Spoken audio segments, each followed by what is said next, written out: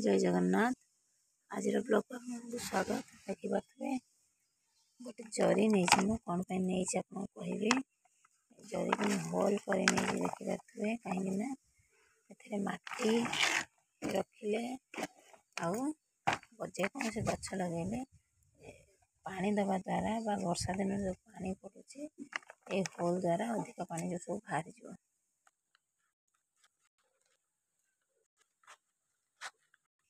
जरीटा को मुझे साइज करके काटी नहीं एवं चलतु जरी भितर मट्टी भरवा।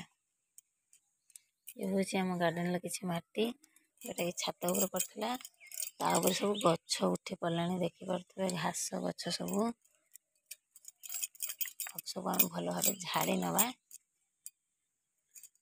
नड़िया कथा देखुं एरा वेस्ट हेनी आपको गचर लगेदेवा। देखिए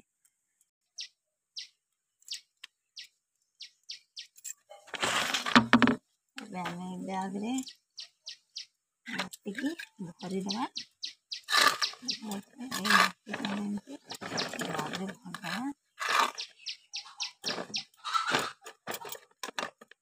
नड़िया कथा रखी नड़िया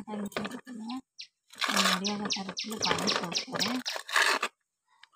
सब मट्टी भरीदे।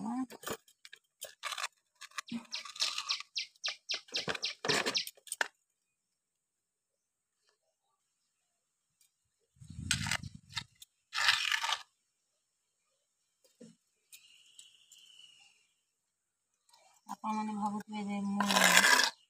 कंपोस्ट कि सार किसी नदी केमती गछटा लगाऊँ ना माटी प्रस्तुत करी एक्चुअली गछ लगेवाई सबकि नीमखली आ सरष पिड़िया सब देकी प्रस्तुत करी। जिते वर्षा है मटीटा मो धोईगला सार किसी धोई जाइए ओदा जेहेतु मटीटा वर्षा दिन चली जाऊँगी मुझे पटे गछ लगेदेवी टी सुखला पाग गले आगे सार खत जहाँ भी देपारे। वर्षा दिन में देखिकी देवे पानी जेकोसी सार देवे देखिकी देवे टी सुखला पाग हेल्ले सार गुड़ाक देदेवे जेकोसी कंपोस्ट देवे देदेवे कहीं एमती वर्षा देले सब वर्षा धोई हो जाए से देना जहाँ से प्रस्तुत करी मटी देती मुझे सार देवी आप निश्चय देखिए प्रथम गछटा लगिगला सार दबा ताले गछ कौन लगे आपको देखिए तो मटी देखो मटी ओदा जेहेतु अच्छे ओदा मटे लगे किसी असुविधा ना मटी ओदा अच्छी एवं आपण को गछटा कौन लगे आपण देखेबी। ये हूँ टगर डाल मु कटिंग करके नहीं आसी टगर डाल। आउ गोटे कथा सब लक्ष्य करेंगे वर्षा दिन में जेकोसी गछ आप लगेदेवे सी हठात कि लगिज आपन को कौन सी सार खत कौन सी किसी जिनसर आवश्यकता ना।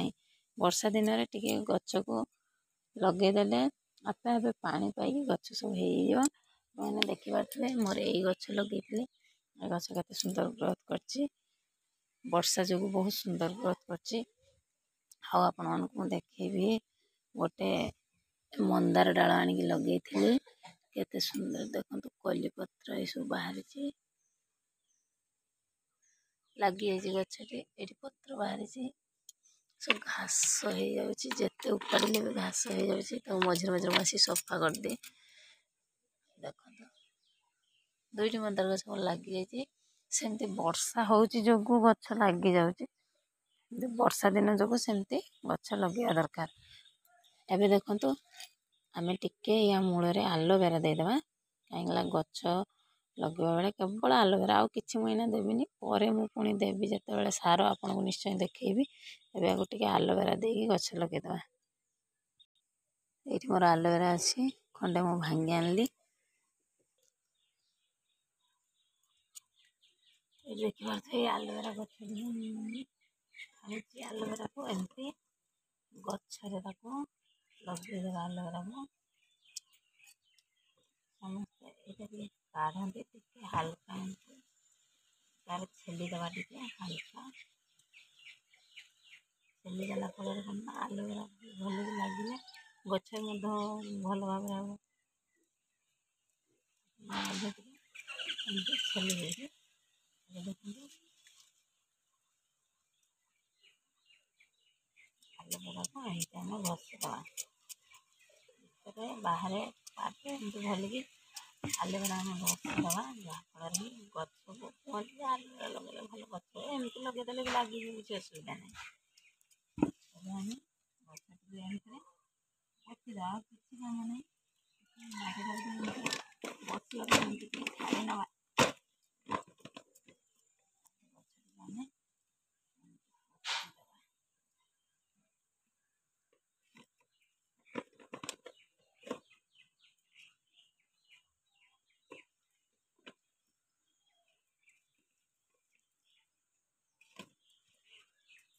ଆଉ ଯାହା ବି ଆଲୋଭେରା ଅଛି ତାକୁ ଏମିତି ଗଛ ମୂଳରେ ଦେଇଦେବା।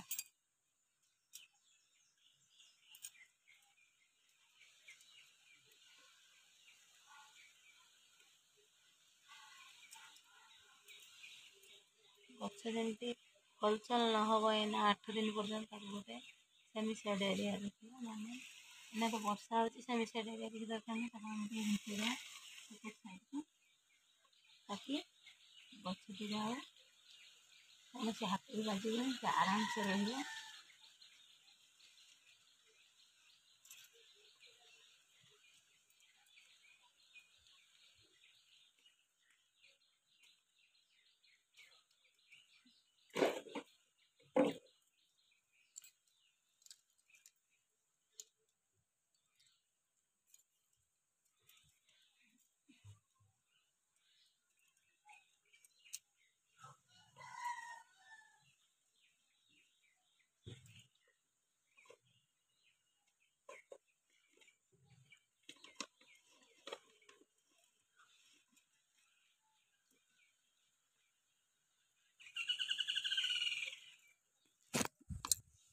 ଦେଖିପାରୁଥିବେ ଆପଣମାନେ, ଗଛଟିକୁ ମୁଁ ଲଗେଇ ଦେଇଛି। ଭିତର ପଟୁ ଦେଖେଇବି, ଦେଖନ୍ତୁ ଗଛଟା ମୂଳରେ ଏମିତି ମୁଁ ମାଟି ଚଢ଼େଇ ଦେଇଛି, କାହିଁକି ନା ଯାହାଫଳରେ କି ଗଛଟି ଏମିତି ରହିବ। ବର୍ତ୍ତମାନ ଆଉ ଏ ଗଛରେ କୌଣସି କାମ ନାହିଁ। ଏ ଗଛକୁ ଏମିତି 6-7 ଦିନ କିମ୍ବା 8 ଦିନ ଖଣ୍ଡେ ଏମିତି ହାତ ଆଉ ଦେବାନି। ହାତ ନଦେଲେ କ'ଣ ହେବ ନା ଗଛ ଆଉ ହଲଚଲ ହେବନି, ଷ୍ଟ୍ରଙ୍ଗ ହେଇକି ଗୋଟେ ଜାଗାରେ ବସି ରହିଲେ। ଆଉ ବାରମ୍ବାର ଗଛକୁ ଲଗେଇକି ଏମିତି ଟଣାଟଣି କରିବେନି, ଇଆଡ଼କୁ ସିଆଡ଼କୁ ଟାଣିବେନି, ନହେଲେ ଗଛ ହଲିଗଲା ମାନେ ତାର ଚେର ଧରିବନି। ମୁଁ ତ ଗଛ ଲଗେଇ ଦେଇଛି, ପୁଣି ଗଛ ଯେତେବେଳେ ଆପଣଙ୍କୁ 8 ଦିନ ପରେ ପୁଣି ଦେଖେଇବି ଗଛ କେମିତି ଗ୍ରୋ କରୁଛି, କେମିତି ଫୁଲ ଦେଉଛି। ଆଉ ସାର ଖତ ପକେଇଲେ ମଧ୍ୟ ଆପଣମାନଙ୍କୁ ଦେଖେଇବି। ଗଛ ଲଗେଇବା କାର୍ଯ୍ୟକ୍ରମ ଆପଣଙ୍କୁ କେମିତି ଭଲ ଲାଗିଲା କମେଣ୍ଟ ମାଧ୍ୟମରେ ନିଶ୍ଚୟ ଜଣାଇବେ। ଜୟ ଜଗନ୍ନାଥ।